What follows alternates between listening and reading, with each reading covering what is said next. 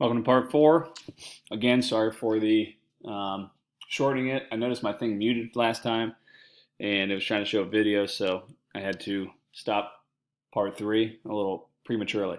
Now, we got into last part three. We're looking at the Industrial Revolution, how it's going to force people to live more closer to the city, closer together. Population density goes up, which means people live closer together than one another, and that's measured by every square mile.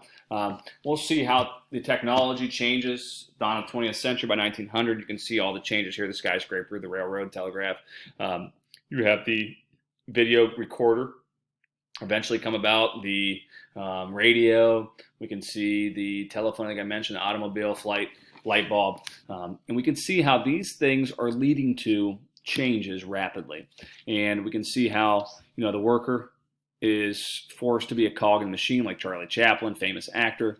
He was actually kind of a creepo, but anyway, that's a whole other topic, conversation. We have I Love Lucy, her famous one. We kind of see, we look back at this and we got to think that these people must have suffered from something called nostalgia, in Greek, which means old wound. You guys saw that in the video. And, we have people maybe seeking this distant past and the way things used to be, and this simpler time, not worrying about the clock so much.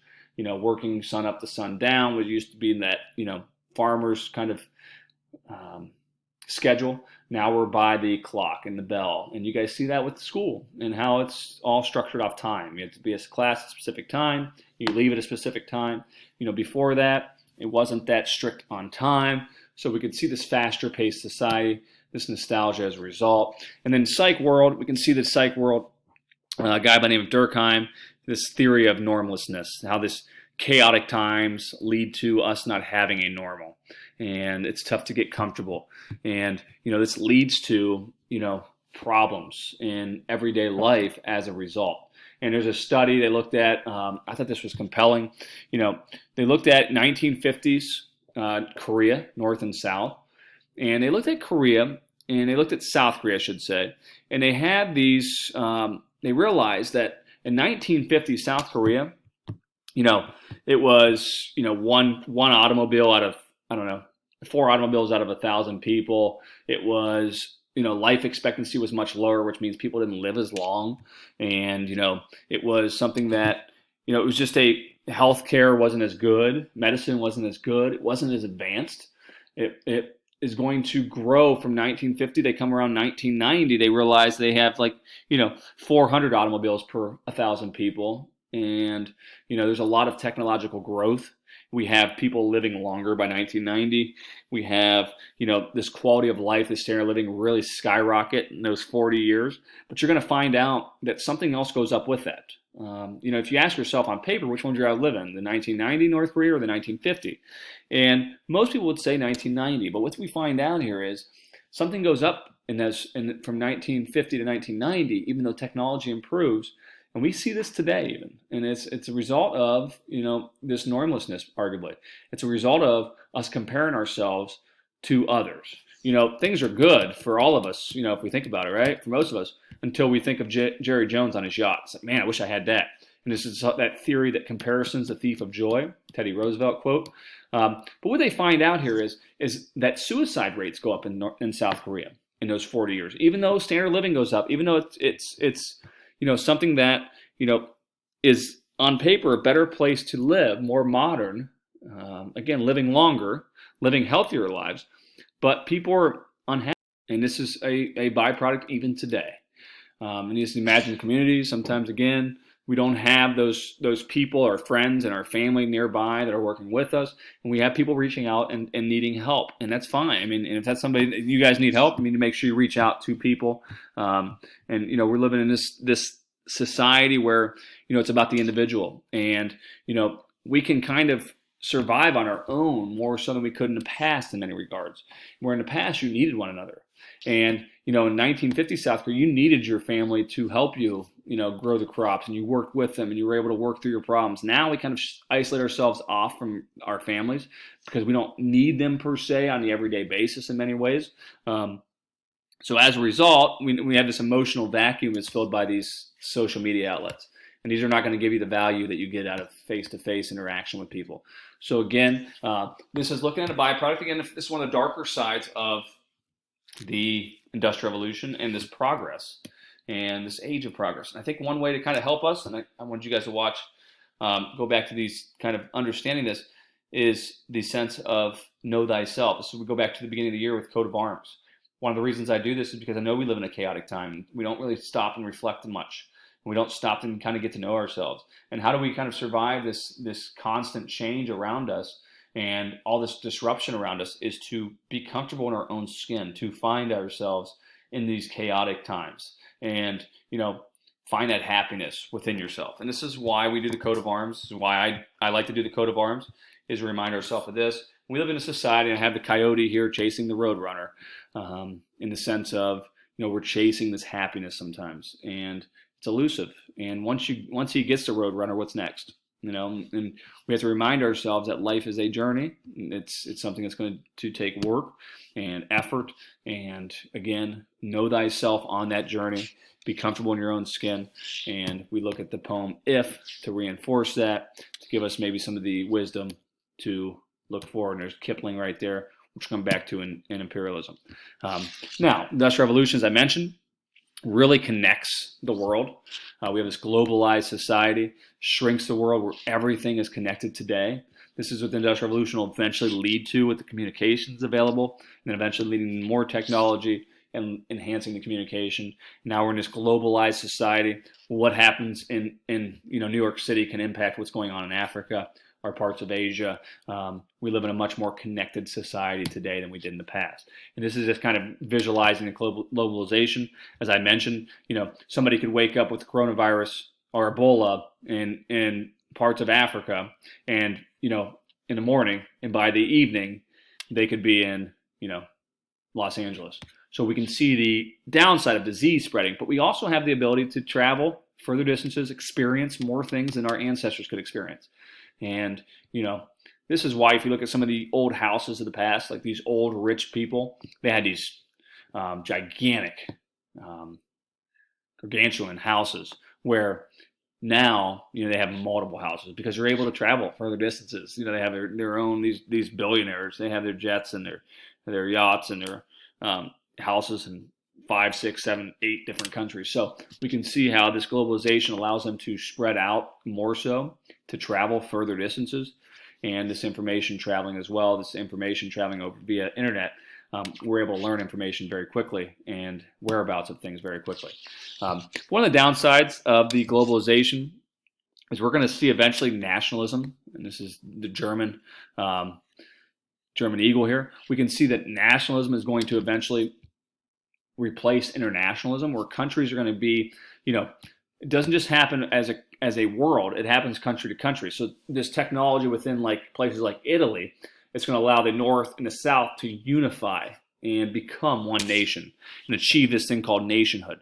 So nationhood is really a newer concept, we'll see. And you'll see it really take off, and Germany will become its own nation in around 1870. And, Italy is going to reform its own nation, and these people take immense pride in their own nation as a result. And we see Industrial Revolution will lead to more commerce. Commerce means trade, and commerce becomes religions, factories become the shrines, and this material world we live in really takes off. It begins. And there's a guy by the name of Friedrich Nietzsche, who's a scientist / philosopher, who argues that science has replaced God, and he makes a famous quote: "God is dead," and in the sense of we worship material things. We worship science, not religion. And, he kind of makes that quote. And we kind of see science kind of exceed religion in many regards in people's everyday lives. Some people, not everybody, but some. And again, commerce, that trade will be not just on a nation scale or within a region. It's going to be in a global scale. And by shrinking the world, we're going to allow for more of a modern kind of setup. Now, the pre-modern economy versus the modern, the big difference was, and this is looking at a book called it's called *Sapiens: The History of Man*, and it talks about how credit is such an important thing with your own life. And we can see this with a country's existence as well. Having credit means countries trust you, companies trust you, banks trust you, I should say. And by trusting you, you're able to take money, borrow it, to maybe make more money and improve your situation. And we see this nation by nation. You can look at the World Bank and who has high credit versus low credit, and you can see as a result of having high credit, nations are able to borrow more money. And if you're able to borrow more money, look at it on a business scale. If you're able to borrow more money, you're able to reinvest that in your company to hopefully make more money.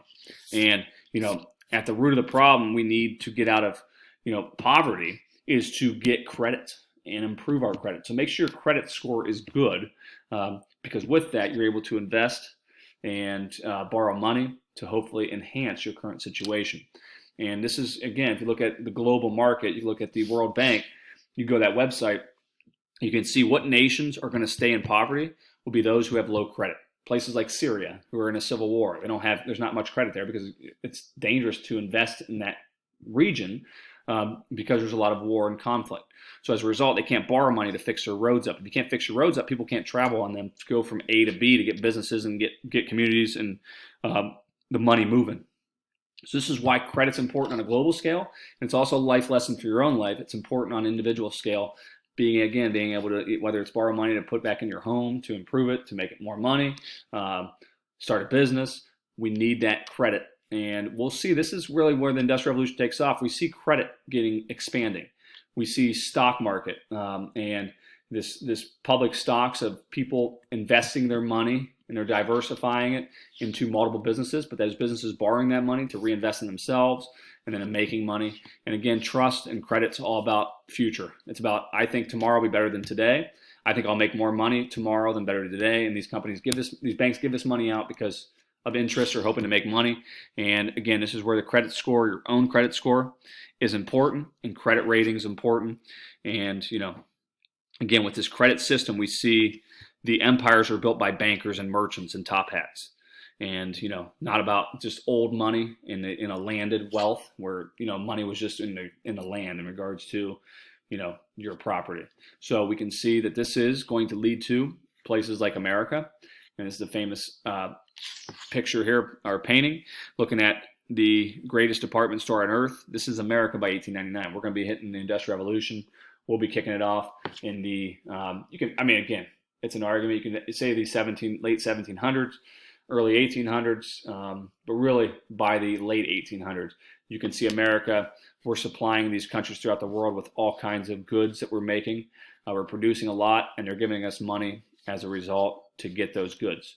And this will be one of the reasons why we become so wealthy as a nation and byproduct of it. But one of the downsides of the Industrial Revolution is capitalism is going to be the worship of money. And this materialistic society we live in, we'll see the exploitation of the top hat frock coat of people taking advantage of their workers. They're exploiting them.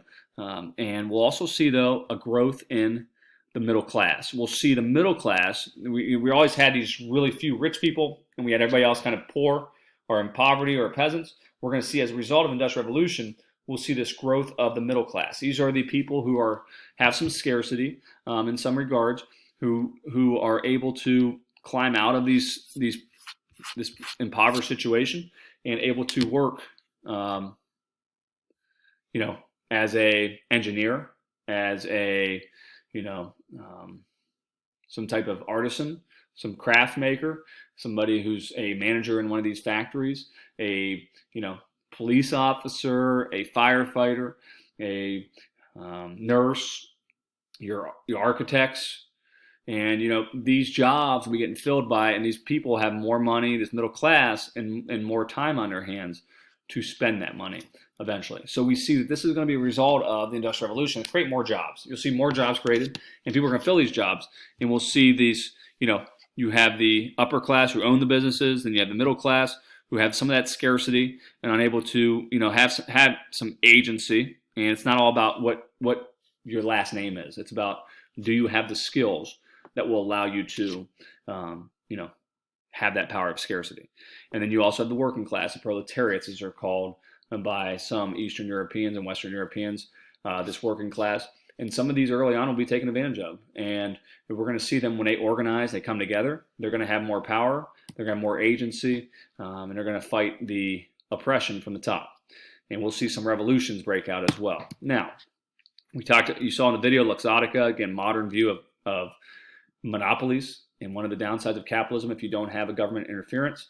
And we saw Luxottica buy out Ray-Ban, Oakley, and they own a large distribution. And they kind of have this vertical integration, which means that they control not only the companies, but they control where they sell these products. So monopoly on that. Now, to get out of the Malthusian Trap, and that's spelled Malthusian. It was an idea, Malthusian. He believed we can only have so much population because if you had overpopulation, you wouldn't be able to feed people and they would starve to death. So there's going to be a cap on the amount of people born and how many people we can have that can actually survive. And what we're going to see here as a result of the Malthusian Trap is this is going to be proved false with the Industrial Revolution because you'll see the agricultural revolution take off. And what I mean by that is you're going to see a new reaper. It's called a McCormick reaper, and it's going to allow them to harvest until and